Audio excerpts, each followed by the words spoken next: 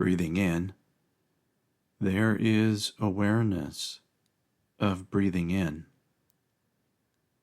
Breathing out, there is awareness of breathing out. Breathing in, breathing out.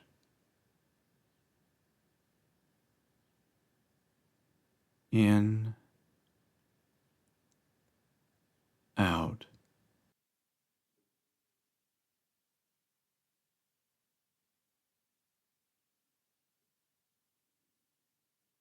Insufferable behaviors. Castigation and Retribution, Part 1. Castigation and Retribution.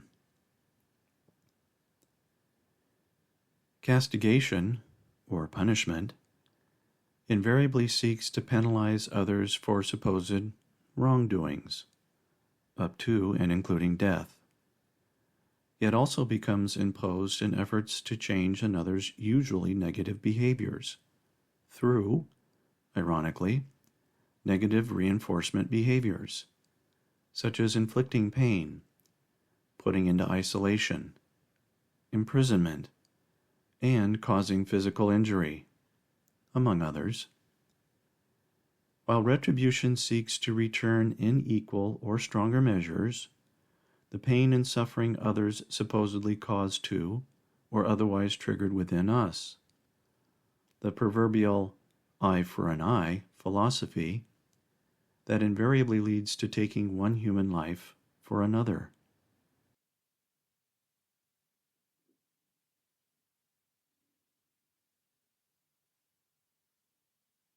Right the wrong. Both punishment and retribution can be and often are instigated as efforts to right the wrong by imposing one's individual as well as collective righteous convictions onto those who break or otherwise transgress against one's personal boundaries, whether implicit or explicit, as well as perhaps fail to live by certain familial, political, cultural, and religious ideologies, to negatively persuade what perhaps many of us view as enemies, to effectively see, respect, and ultimately live within our reality or the reality of the groups we follow.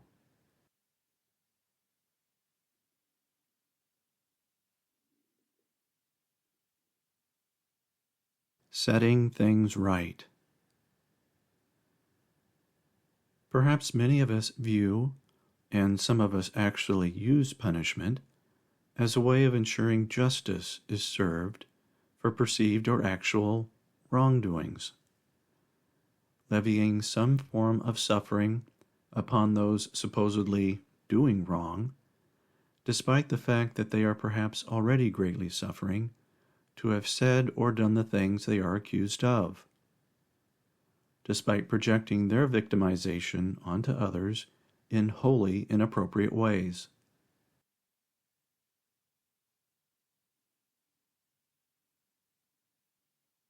Positive and negative punishment. To positively punish someone means to use negative stimuli in reducing the likelihood of repeating the undesired behavior, while negatively punishing someone limits or removes a positive stimulus in order to reduce the likelihood of repeating undesired behaviors, like grounding a teen for breaking an established curfew, positive, or grounding them and taking away their phone, internet access, music, games, and perhaps other normally pleasurable activities, negative, because they broke a clearly established curfew.